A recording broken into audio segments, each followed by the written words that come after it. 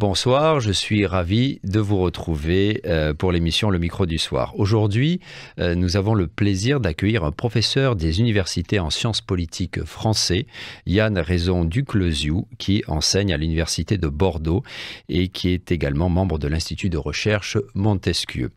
De passage à Bucarest, Yann Raison-Ducleuziou est l'invité du CEREFREA, le Centre régional francophone de recherche avancée en sciences sociales, pour une série de conférences qui porteront sur la sécularisation religieuse et les transformations politiques de la société française. J'en profite pour saluer Simona Nekula du CEREFREA, ainsi que la coordinatrice de ce même centre, Simona Corlan-Johan, déjà invitée au micro du soir. Sans oublier Dragoș Jipa, lecteur universitaire, qui nous a mis en contact. Yann Raison-Ducleuziou, bonsoir. Bonsoir Laurent Couder. Merci d'avoir accepté notre invitation, surtout que vous avez un programme chargé aujourd'hui, et pas seulement aujourd'hui à Bucarest. Alors, je vous propose de nous concentrer évidemment sur le sujet dont vous êtes venu parler à Bucarest, mais permettez-moi de commencer par une actualité. Je vais profiter de votre présence ici et je pense que les auditrices et auditeurs voudront avoir votre opinion sur ce qui bouleverse en ce moment le paysage politique français. Je me réfère bien sûr à la condamnation de Marine Le Pen, la présidente du groupe Rassemblement national à l'Assemblée nationale, à 4 ans de prison, dont 2 fermes et 5 ans d'inéligibilité. Il va y avoir un appel, je crois, qui a été décidé pour l'année prochaine. Selon vous, d'ici la prochaine élection présidentielle de 2027, quel impact cette condamnation, si elle se confirme, pourrait-elle avoir non seulement sur la scène politique française, mais je dirais, et surtout sur la société française? Alors, c'est une question vraiment d'actualité immédiate et il n'est pas facile d'y répondre. Pour plusieurs raisons. Tout d'abord parce que l'enjeu, bien sûr, c'est l'élection présidentielle de 2027. Sachant que Marine Le Pen a été finaliste de l'élection présidentielle lors des 2 dernières élections. Et par conséquent, le fait qu'elle soit inéligible, cela change beaucoup le rapport de force anticipable lors de cette élection. Donc ça crée une incertitude, mais il est encore très tôt, je dirais, pour anticiper voilà, les effets déstabilisateurs. Par ailleurs, je veux souligner que c'est la 2e fois dans l'histoire des droites, à l'occasion de l'élection présidentielle, qu'un candidat est empêché par un contexte judiciaire particulier, puisque en 2017, François Fillon, qui était le candidat des Républicains, avait été impacté par un scandale judiciaire lié aussi à un détournement de fonds publics avec des faux contrats dont bénéficiait son épouse. Et cette affaire ne l'avait pas empêché de se présenter, mais avait frappé d'illégitimité une partie de sa candidature. Surtout qu'il était le favori. Exactement, ouais, il était le favori. Vraiment et le favori, par conséquent, il n'avait pas accédé au second tour, très certainement en raison de cette affaire judiciaire. Et pour une partie des droites, il y avait eu un sentiment d'élection volée par une manipulation judiciaire. Et Marine Le Pen a essayé de réactiver cette lecture et cette interprétation d'une élection volée en raison d'un exercice de la justice qui serait, entre guillemets, injuste, c'est-à-dire qui serait motivé plus par des finalités politiques que par une application du droit. Alors, les spécialistes de droit public, je dirais, sont intervenus dans les médias. Je pense à une tribune d'Olivier Beau dans Le Monde tout récemment, pour dire à quel point le droit avait été bien appliqué et que, par conséquent, la protestation que fait Marine Le Pen, c'est une protestation qui n'est pas juridiquement fondée, mais qui vient je dirais, jeter le soupçon sur le système judiciaire français, ce qui politiquement est toujours relativement dangereux, parce qu'à partir du moment où le droit n'apparaît plus comme, je dirais, un bien commun, comme une condition de la justice pour tous, eh bien, ce sont les institutions qui peuvent être frappées d'illégitimité. Donc on touche là à une, vous voyez, à une mécanique de soupçon sur le jeu institutionnel qui peut potentiellement être dangereux pour l'état de droit. Hein. Surtout qu'il y a eu une certaine bienveillance, parce que je crois que l'appel va pouvoir être prononcé dans 1 an, alors qu'il aurait dû être, c'est après 2 ans, non, je pense. Oui, hein, oui, tout à fait, effectivement. L'appel va avoir lieu avant l'élection présidentielle de 2017. 2027, oui. Cela dit... Ah oui, 2027, excusez-moi. Cela dit, quel est est-ce que cet appel est une bonne chose pour Marine Le Pen ? Ce n'est pas totalement certain, parce que cela veut dire aussi qu'elle va rester dans des problématiques judiciaires jusqu'aux élections. Bon, donc on est là vraiment dans une incertitude nationale. En tout cas, il y a une rhétorique anti-État de droit qui est utilisée au sein du Rassemblement national, qui pour l'instant semble avoir peu de prise, y compris au sein du Rassemblement national. Je dis bien pour l'instant, on est sur des dynamiques toutes récentes, on verra. Mais ensuite, moi je crois que l'incertitude, de toute façon, sur la prochaine élection présidentielle, elle est principalement causée par la situation internationale. Puisque depuis que Donald Trump a pris son mandat présidentiel, a débuté son mandat présidentiel, donc depuis le début de l'année, on voit bien que l'actualité nationale est dominée par une actualité internationale, et cela change beaucoup de choses. Je voudrais faire un parallèle avec la situation du Canada, où Justin Trudeau était un peu, on va dire, avait une fin de mandat un peu, plutôt une mauvaise dynamique. Tout le monde disait que Pierre Poilievre, donc le chef de l'opposition canadienne, qui a une orientation conservatrice et plus populiste, était le mieux placé pour lui succéder. Mais la confrontation avec les États-Unis, que ce soit sur la question des droits de douane, mais au-delà même, puisque y a un discours américain qui parle d'annexion du Canada, donc on est dans une situation un peu, totalement inédite et très surprenante.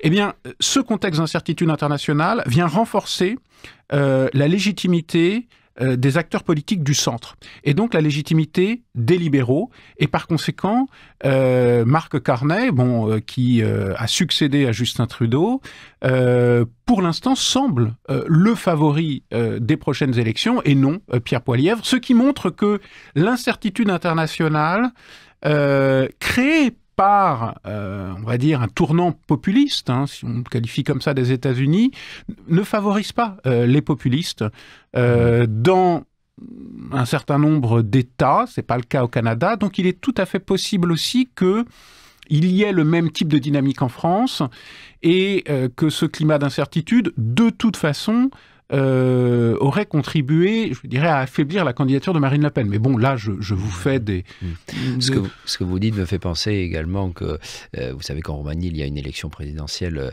qui va bientôt avoir lieu, et peut-être que ce que vous dites pourrait être appliqué également ici, mais c'est une autre interrogation. Monsieur Raison du Clézieux, si vous le voulez bien, j'aimerais qu'on revienne à la thématique des conférences maintenant que vous êtes venu donner à Bucarest. Et quand j'ai vu le programme du Tchéréfréa, j'ai tout de suite été intéressé par cette thématique de la sécularisation religieuse et des transformations politiques de la société française. Alors, J'aurais une première question, je dirais, qui me brûle les lèvres, parce que c'est une observation que je fais en tant que Français depuis Bucarest, mais qui récemment a été quelque part soutenue par un historien belge, je ne sais pas si ça vous dit quelque chose, Vincent Genin, qui a écrit un livre sur la laïcité récemment. Oui, je connais Vincent Genin. Ah, très bien. Et donc, et sa qualité d'historien belge, je trouve, est très intéressante parce qu'il a un certain recul, je dirais, par rapport à cette laïcité. Et donc, ma question est la suivante, pour reprendre un petit peu aussi ce qu'il dit sur cette laïcité qui est avancée comme une valeur absolue, immuable, inaltérable en France. Et donc, il fait un peu la critique de ça. Cette laïcité qui est au cœur de l'idéal démocratique, diriez-vous, comme lui, si je le paraphrase, qu'elle peut aussi s'avérer rigide et répondre de façon imparfaite à la singularité religieuse notamment? Alors, Vincent Genin a raison de rappeler que la laïcité en France, elle n'échappe pas à l'histoire.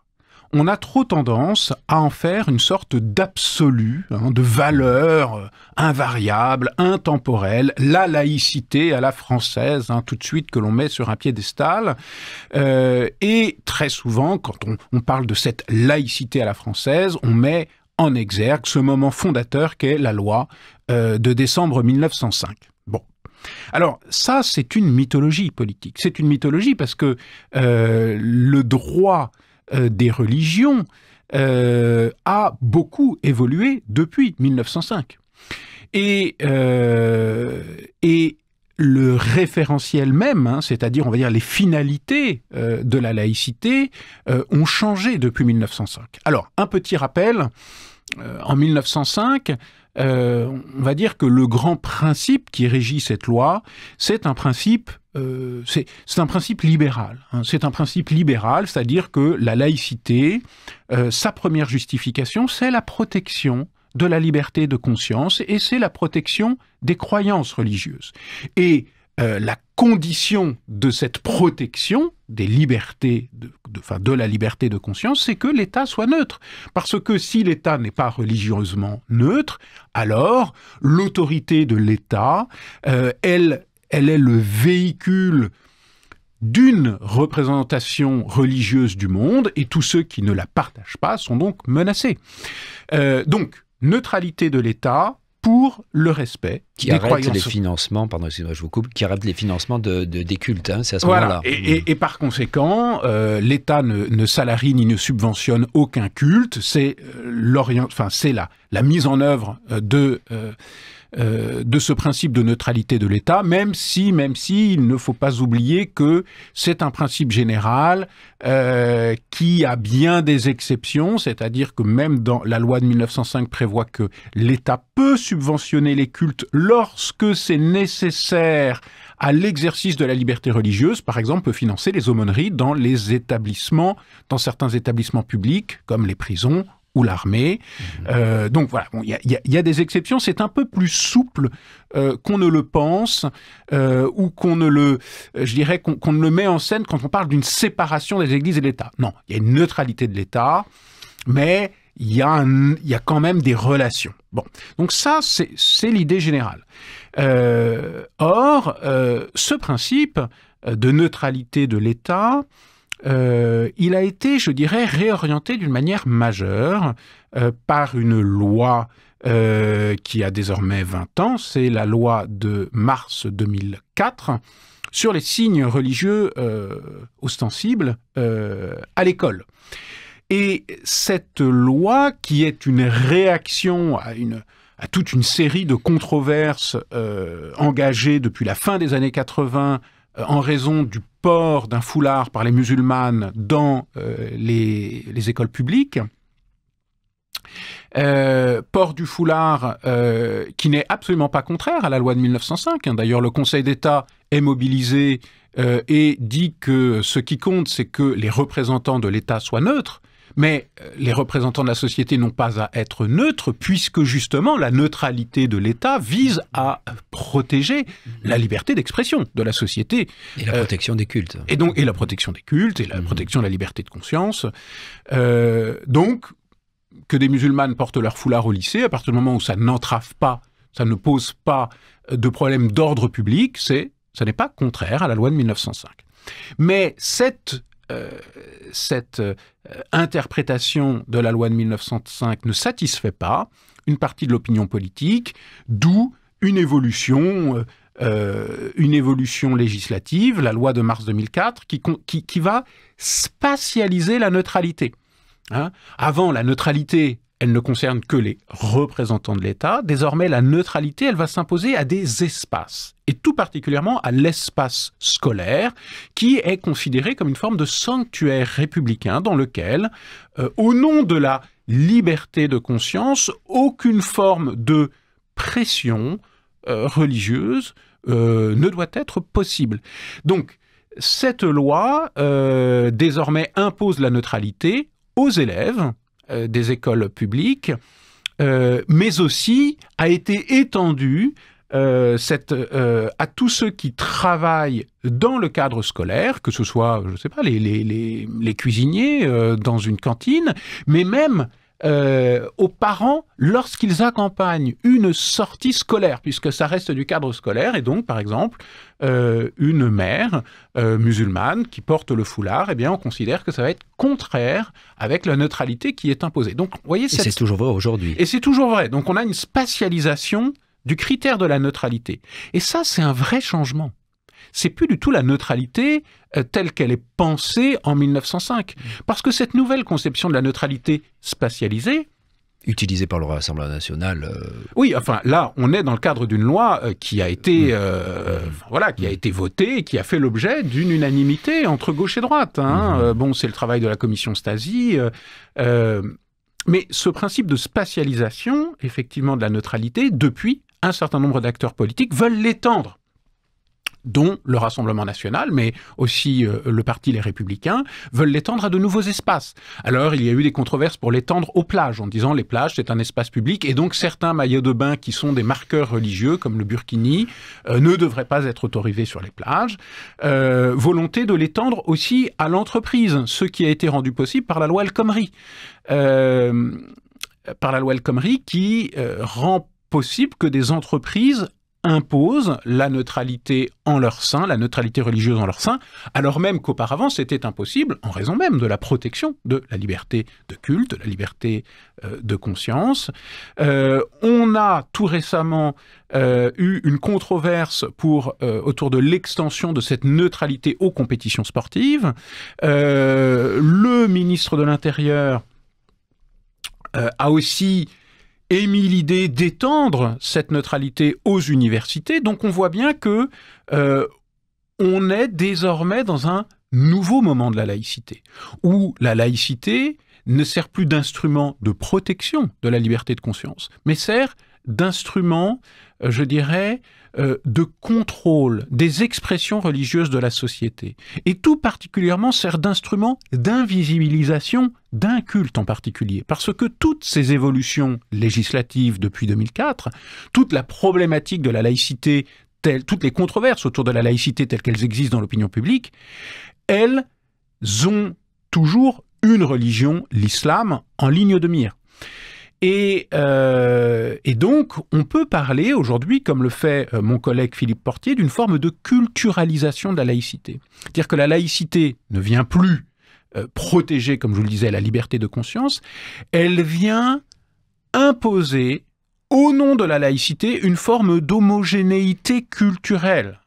C'est-à-dire qu'elle cherche à rendre invisibles des expressions culturelles que l'on considère non conformes avec ce que devrait être, je mets des guillemets, ce que devrait être la culture française. Donc puis le mot intégration aussi, je ne me rappelle plus, qui disait qu'il y avait une certaine violence dans il y a une connotation violente dans le terme d'intégration également. En tout cas, ce qui est certain, c'est que aujourd'hui, les libertés religieuses régressent. elle régresse depuis 2004. C'est l'islam qui à chaque fois est visé, mais il faut prendre un peu de recul. À travers ces lois, c'est l'ensemble des groupes religieux qui voient leur liberté régresser. Lorsqu'en 2004, la loi sur les signes religieux ostensibles à l'école, donc elle est mise en œuvre.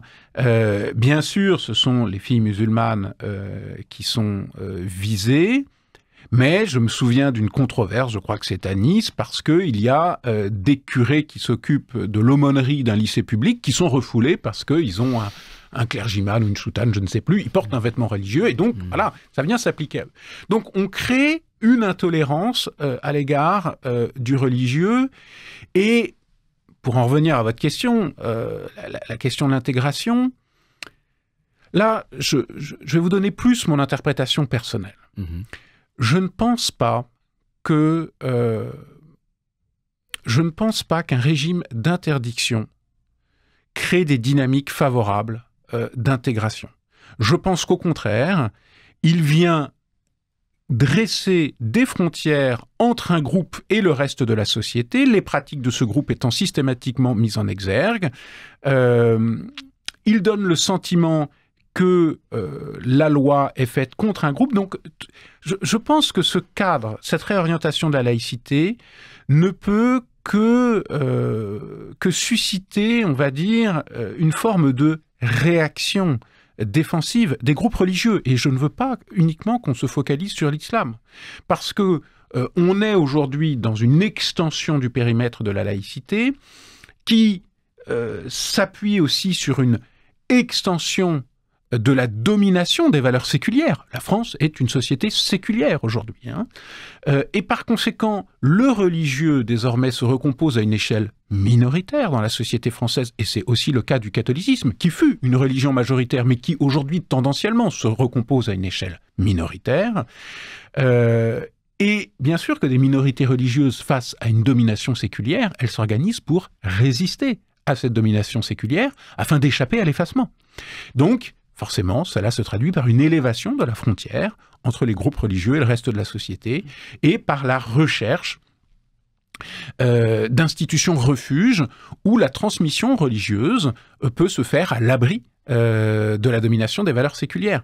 Donc, dans la mesure où nous sommes déjà dans une sécularité dominante, je crois qu'insister en plus avec une laïcité offensive ne peut que renforcer, on va dire, l'orientation défensive des groupes religieux, et cela me semble tout à fait contre-productif. Et quand je vous écoute, je me dis que la projection est plutôt pessimiste. On s'achemine vers un climat toujours plus tendu. Alors écoutez, moi, là-dessus, les universitaires n'aiment pas trop se prononcer sur l'avenir parce que quand on fait de l'histoire, que voit-on? Eh bien, c'est que les contextes changent et qu'il y a beaucoup d'inattendus.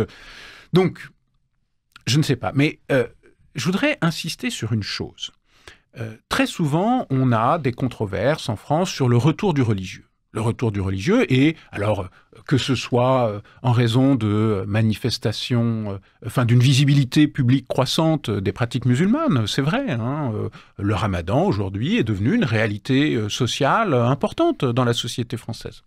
Mais ça peut tout autant être lié à la visibilité croissante des protestants pentecôtistes, qui ont aussi une influence croissante à une échelle plus limitée, mais dans la société française, ou aussi au sujet des catholiques, dont les expressions politiques conservatrices sont souvent l'objet de controverses, de polémiques. Bon. Donc on parle souvent du retour du religieux, mais c'est là une erreur de perspective. Il faut regarder les tendances statistiques. On est dans une société qui est de plus en plus séculière, où l'appartenance religieuse recule. Et c'est parce que la société est toujours plus séculière que ce qui reste de religieux apparaît toujours plus clivant et apparaît paradoxalement toujours plus visible.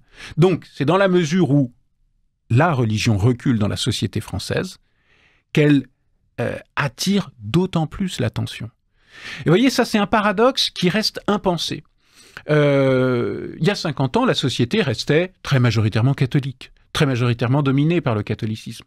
Et par conséquent, ce catholicisme qui se confondait avec la culture dominante, il était à la fois omniprésent et invisible. Parce qu'une culture dominante, tout le monde pense à partir d'elle, à travers elle, et donc on ne la voit pas. Elle est peu clivante à mesure qu'elle est dominante. Mais quand un groupe religieux devient minoritaire, alors même qu'il est moins influent et plus dominé, il est plus clivant et il suscite plus de visibilité, plus de conflictualité. Et donc je crois que il faut un peu redresser la perspective et ne pas oublier que la tendance dominante dans la société française, c'est la sécularité, et non pas le retour du religieux. Le retour du religieux, en fait, n'est qu'une organisation à une échelle minoritaire de groupes religieux qui désormais, effectivement, intensifient leur sociabilité interne pour résister à l'effacement. Mais bon, on est à une échelle minoritaire. Alors, il y a un autre paradoxe que j'aimerais aborder avec vous. Parmi vos thèmes d'enseignement et de recherche, vous traitez de la sociologie et de l'histoire des droites, de la sociologie des religions, encore de la sociologie de l'environnement. Question sociologie, donc. Il y a un autre paradoxe bien connu en France qui a été analysé par l'illustre sociologue Pierre Bourdieu, l'un de nos plus connus. Il a notamment analysé l'éducation basée sur le mérite qui se veut équitable, mais qui ne ferait, je schématise évidemment beaucoup ça en analyse, et qui ne ferait que reproduire les hiérarchies sociales. Alors moi depuis Bucarest, et puis ça fait un petit moment que je suis là, je me pose toujours la question de savoir si c'est toujours vrai, parce qu'il y a eu quand même des efforts. Je pense à Sciences Po, qui a essayé d'intégrer davantage les milieux ouvriers au sein de ses classes. Mais est-ce que en France, il y a toujours ce paradoxe qui est un petit peu, on va dire, déséquilibrant entre, d'un côté, une société méritocratique, certes, mais qui, en fait, ne fait que reproduire les mêmes élites? Alors, vous faites référence à deux ouvrages classiques, effectivement, de la sociologie française, Les Héritiers, puis La Reproduction, deux ouvrages de Pierre Bourdieu, où il écorne le mythe de l'égalité. De l'égalité en France, qui est, on va dire, au cœur du projet politique de la République française, depuis le XIXe siècle, un projet d'égalisation d'égalisation des conditions de vie, mais enfin, surtout d'égalisation juridique, et qui s'est traduit par une attention particulière à l'école. L'école, c'est le creuset républicain par excellence. Depuis les années 1880, c'est le creuset de l'unité nationale, et c'est censé être un levier d'ascension sociale pour les classes populaires. Or, mais vous l'avez très bien résumé, ce que montre Pierre Bourdieu, c'est que sous un couvert d'égalité, le système scolaire reproduit les inégalités, en les légitimant au nom du mérite scolaire. Eh bien, ce constat, il est toujours valable. Il est toujours valable. Mon collègue François Dubet, sociologue de l'Université de Bordeaux, vient de publier un livre où il montre à quel point la méritocratie à la française reste un mythe, puisque si on s'intéresse aux inégalités à l'entrée de l'école et les inégalités en sortie de l'école, elles restent les mêmes. Voire elles sont accrues. Donc la société française est une société qui demeure inégalitaire. Et où les institutions républicaines ne parviennent pas à, je dirais, à contrebalancer la force des inégalités de naissance. Alors, c'est le cas à l'école, où, par exemple, aujourd'hui, le ministère de l'Éducation nationale utilise un nouvel instrument qui s'appelle l'indice de positionnement social pour mesurer l'homogénéité sociale des lycées.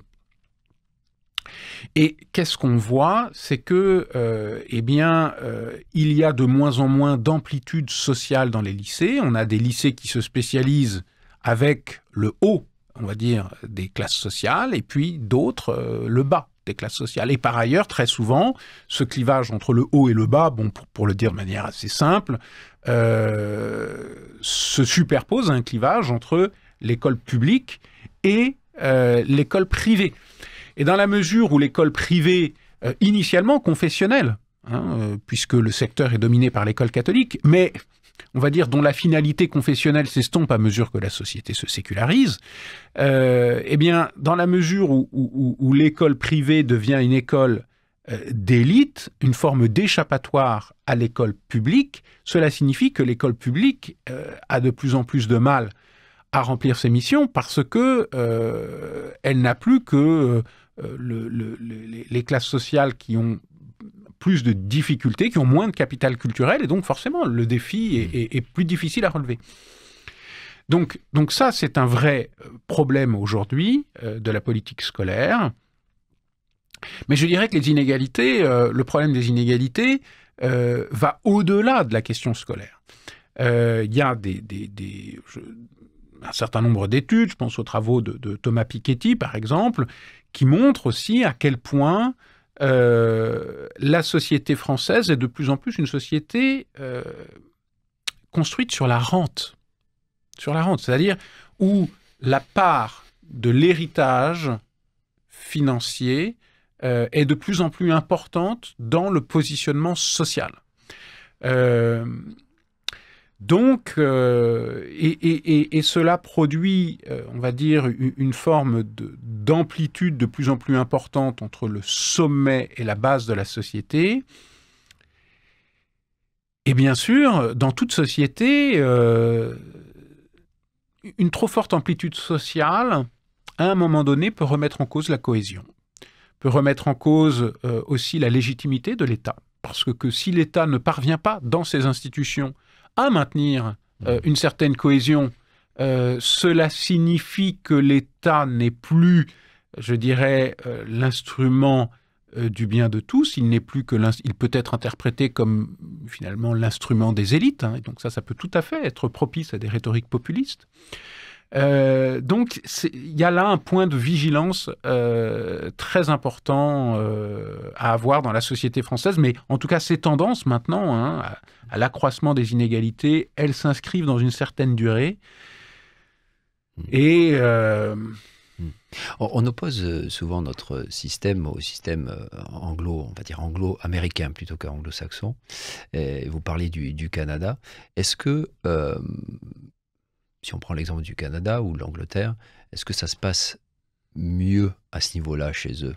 En tout cas, on les a souvent critiqués pour avoir un système complètement inégalitaire, basé surtout sur les revenus financiers, mais je crois on intègre Cambridge ou Oxford éventuellement aussi sur des mérites tout à fait louables et pas seulement financiers. Mais est-ce que vous pourriez faire une petite comparaison? Est-ce qu'ils s'en sortent mieux à ce niveau-là?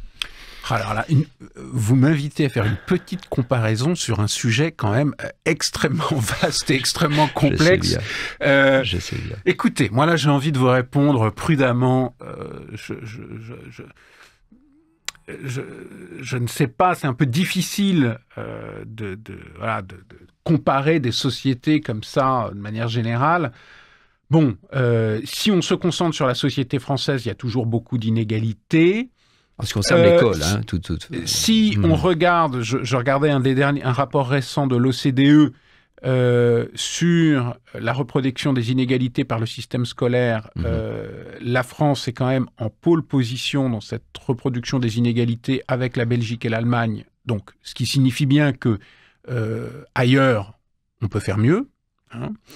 Ailleurs, on peut faire mieux. Alors ensuite, bon, c'est un peu difficile de comparer parce que par exemple, en France, quand même, l'accès à l'enseignement supérieur est quand même beaucoup plus ouvert que dans la société comme au Royaume-Uni, au Canada ou aux États-Unis, enfin, surtout aux États-Unis.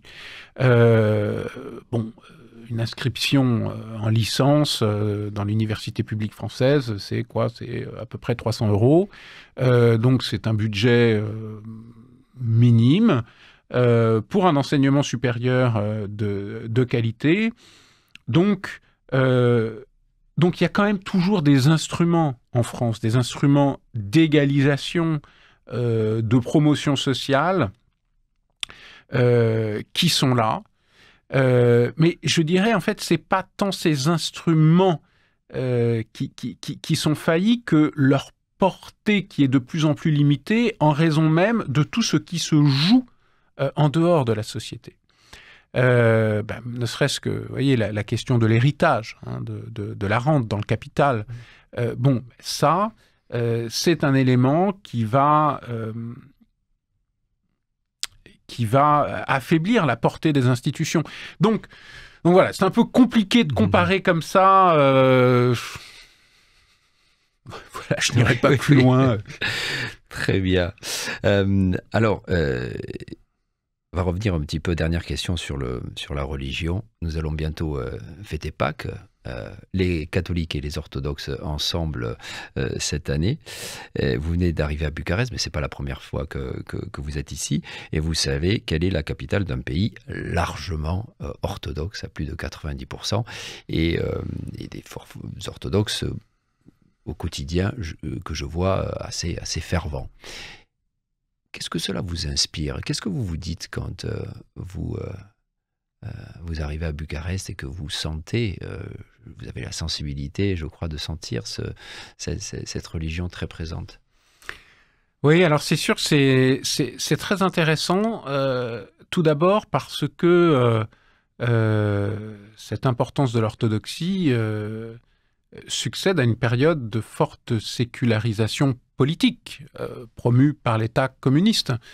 Donc ça, j'en tire une première, je dirais une première interprétation, c'est que les dynamiques du religieux sont quand même sont parfois relativement imprévisibles, et qu'il faut bien se garder d'associer, comme on le fait souvent, la religion au passé, au nom d'une certaine forme de sens de l'histoire. Vous savez, on a une vision un peu téléologique, comme on l'avait au XIXe siècle, hein, Auguste Comte, hein, considérant que voilà, l'humanité allait passer par 3 âges successifs, l'âge théologique, l'âge métaphysique, et puis l'âge positif, et que finalement, le triomphe de la science allait